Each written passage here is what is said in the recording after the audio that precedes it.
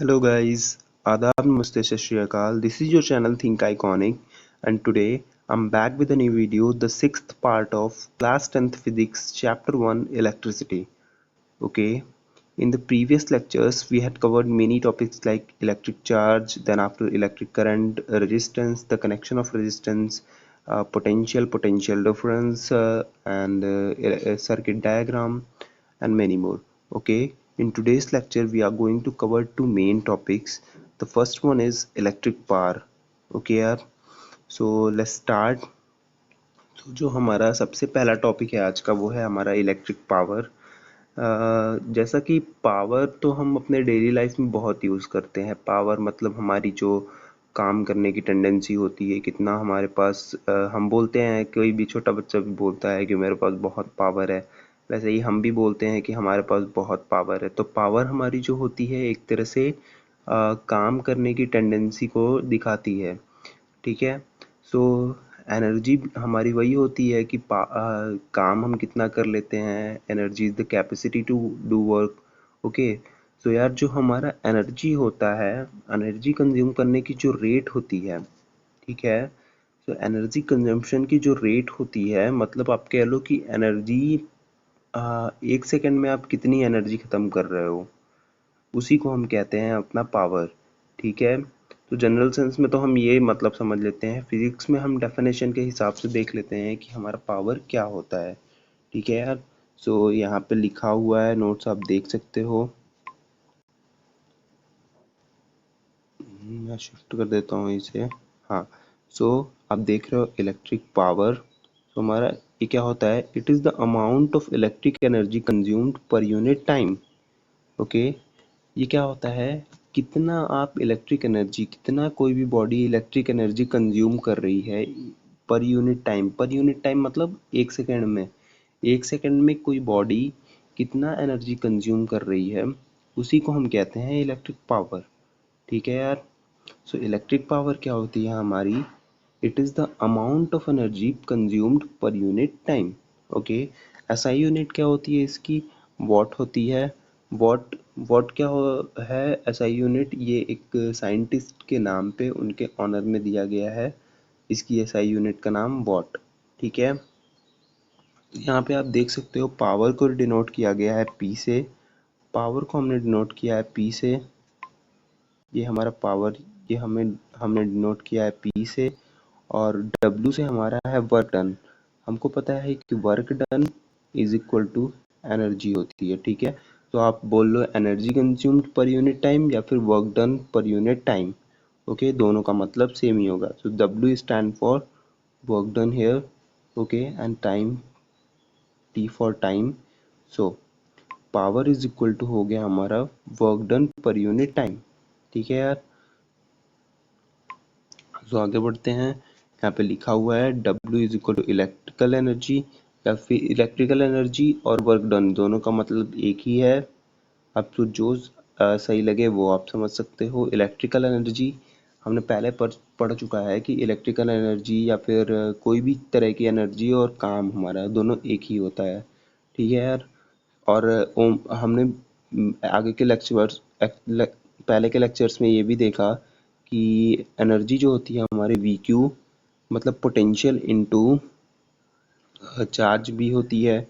और अगर क्यू की जगह हम आई टी रखें, क्योंकि Q is equal to I T हमारा होता है, I is equal to Q upon T होता है हमारा, I is equal to charge flowing per unit time होता है। उसी हिसाब से हमारा अगर हम ट्रांसफ़र करें तो Q इज इक्वल टू हमारा आई टी हो जाता है। ठीक है, तो हम इसे यहाँ पे पुट कर देते हैं तो हमारा वी आई टी हो जाता है। तो हमारा इलेक्ट्रिकल एनर्जी हो जाता है वी आई टी।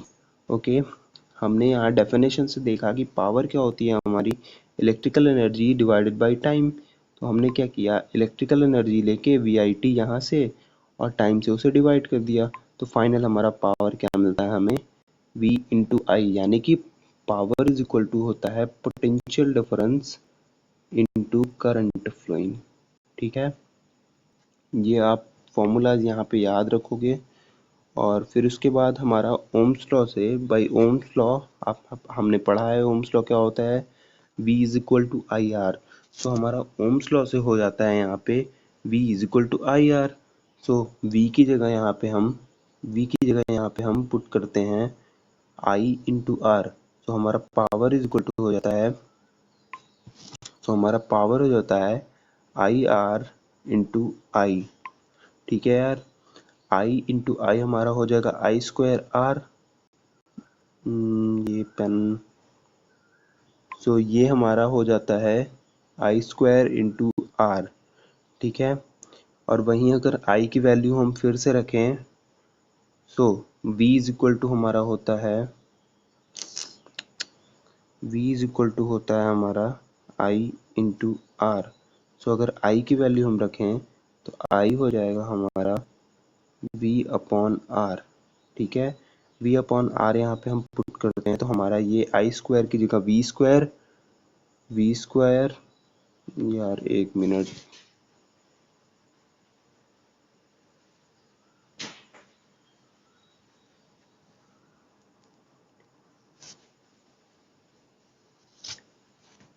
सो यहाँ पे हो जाता है हम v को पुट कर रहे हैं, i की वैल्यू पुट कर रहे हैं, i is equal to v upon R, और यहाँ पे हम पुट कर रहे हैं इसको।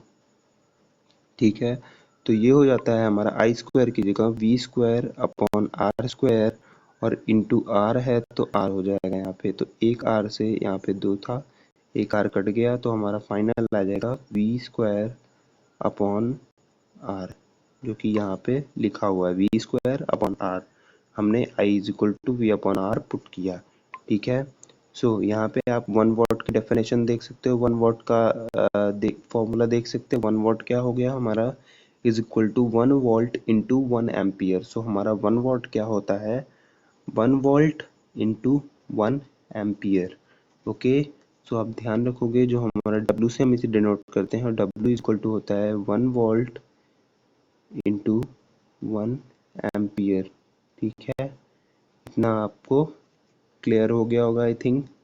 ओके, सो हम आगे चलते हैं। जो हमारा नेक्स्ट टॉपिक है वो है heating effect of electric current, या फिर इसी को हम क्या बोलते हैं, जूल्स लॉ ऑफ हीटिंग भी कहते हैं। Heating effect of electric current या फिर जूल्स लॉ ऑफ हीटिंग। तो यार जब भी हमारा करंट जो है फ्लो होता है किसी भी कंडक्टर से फ्लो होता है, तो जो चार्जेस होते हैं कंडक्टर में, जो रेजिस्टेंस होता है कंडक्टर में हमारा, वो अपोज करता है चार्जेस को फ्लो होने से। और जब वो अपोज करता है, जैसे कि ये हमारा एक कंडक्टर है,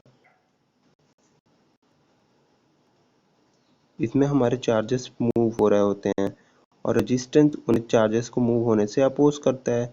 और जब अपोजिशन होता है उसका, तो उनके बीच में फ्रिक्शन होता है, जो चार्जेस होते हैं उनके बीच में फ्रिक्शन होता है जब वो एक दूसरे से लड़ते हैं। तो एक दूसरे से रब होने की वजह से उनके बीच में फ्रिक्शन होती है, और जिसकी वजह से हमारा जो एनर्जी होता है, इलेक्ट्रिकल एनर्जी, वो कन्वर्ट हो जाता है हीट के फॉर्म में। बस इसी इफेक्ट को हम कहते हैं जूल्स लॉ ऑफ हीटिंग। जो अगर सो आप समझ सकते हो कि अगर किसी भी बॉडी में रेजिस्टेंस ज़्यादा होगा तो अपोजिशन ज़्यादा होगा। अपोजिशन ज़्यादा होने का मतलब रबिंग ज़्यादा होगी, और रबिंग अगर ज़्यादा होगी तो हमारा जो हीट होगा वो ज़्यादा डिसिपेट होगा। ठीक है, सो किसी भी बॉडी की अगर रेजिस्टेंस हाई है तो जूल्स लॉ ऑफ हीटिंग वहाँ ज़्यादा शो होगा। ठीक है, मतलब वहाँ पे जो हीट जनरेट होगा वो, उसकी जो अमाउंट होगी वो बहुत ज़्यादा होगी। ठीक है, इसीलिए हम हमारे बल्ब में, हमारा जो बल्ब होता है उसमें हम टंगस्टन मेटल का यूज़ करते हैं। जो हमारा 100 वॉट की बल्ब आती है उसमें हम टंगस्टन मेटल का यूज़ करते हैं, क्योंकि उसकी रेजिस्टेंस बहुत ज़्यादा होती है, और वो अपने लार्ज अमाउंट ऑफ एनर्जी को वो किस में कन्वर्ट कर देता है, हीट और लाइट में कन्वर्ट करता है। और ये आपको अच्छा लगेगा जान के कि जो हमारा एनर्जी जो कन्वर्जन होता है हमारे बल्ब में 100 वॉट के, वो 90% एनर्जी अपनी हीट में कन्वर्ट करता है, और सिर्फ वो 10% एनर्जी है जो हमें दिख रही होती है लाइट के फॉर्म में। ठीक है, सो चलते हैं हम डेफिनेशन से देख लेते हैं और क्या होता है जूल्स लॉ ऑफ हीटिंग। हम ये देख लेते हैं, ठीक है। बेसिकली एनर्जी ही हमारी है, तो एनर्जी का फॉर्मूलाज हमने पहले भी पढ़ा हुआ है, तो बस वही हमारा हो गया यहाँ पे, उसी को हम यूज़ करेंगे जूल्स लॉ ऑफ हीटिंग को एक्सप्लेन करने में, ठीक है। सो आप यहाँ पे देख लो, when the electric current is passed through a high resistance wire, the energy converted to heat, ठीक है। मैंने बताया आपको, जब भी हाई रेजिस्टेंस वायर से हमारी एनर्जी मतलब इलेक्ट्रिक करंट पास होगी तो वो किस में कन्वर्ट हो जाएगी, हीट में कन्वर्ट हो जाएगी, ठीक है। so amount of heat dissipated will be given by H is equal to VQ, देख सकते हो आप, H is equal to V into Q। V क्या है हमारा पोटेंशियल है, Q क्या है हमारी चार्ज। हमने देखा एनर्जी का भी हमारा यही फॉर्मूला होता है, और हमारा जो हीट होता है, जो हीट डिसिपेट हुआ, वो भी एक तरह की एनर्जी ही होती है, तो उसका जो फॉर्मूला होता है वो होता है H is equal to V into Q, ठीक है यार। सो हमको इतना क्लियर हो गया होगा। अब आगे हमारा है, we have Q is equal to I T. हम जानते हैं Q इज इक्वल टू हमारा आई टी होता है, क्योंकि I इज इक्वल टू हमारा चार्ज पर यूनिट टाइम होता है। उसी हिसाब से अगर हम ट्रांसफ़र करें तो हमारी चार्ज जो होगी वो करंट इनटू टाइम, यहाँ पे देख रहे हो आप, current into time. V is equal to I R हमने ओम्स लॉ से पढ़ा था, तो यहाँ पे हम दोनों की वैल्यू रख देते हैं इस वाले इक्वेशन में, ठीक है यार। So putting the values in equation, we have H is equal to I into R into T, ठीक है। So I square R T हो जाएगा ये हमारा, या आई स्क्वायर आर टी, ये भी हमारा हीट का एक इक्वेशन हो गया। और दूसरा जो है हमारा H is equal to V into I into T, तो हमने सिर्फ Q की वैल्यू रखी थी, तो हमारा हो गया H is equal to V into I into T, ठीक है यार। तो ये हमारा था हमारे इस चैप्टर का last topic, H is equal to V into I into T, मतलब जूल्स लॉ ऑफ हीटिंग, ठीक है। तो हमारा ये चैप्टर यहाँ पे फिनिश होता है। अगर आपको वीडियोस अच्छी लगी हों और अगर आपके लिए हेल्पफुल है तो आप ज़्यादा से ज़्यादा लोगों तो शेयर करो। अगर आप चैनल पर नए हो तो चैनल को सब्सक्राइब कर लो, और घर में रहो यार, सेफ रहो, पढ़ाई करते रहो। और किसी और तरह की क्वेरीज है तो आप हमारे इंस्टाग्राम पे मैसेज कर सकते हो, या फिर आप कमेंट सेक्शन में भी हमसे पूछ सकते हो, ठीक है यार। So thanks for watching, thanks a lot.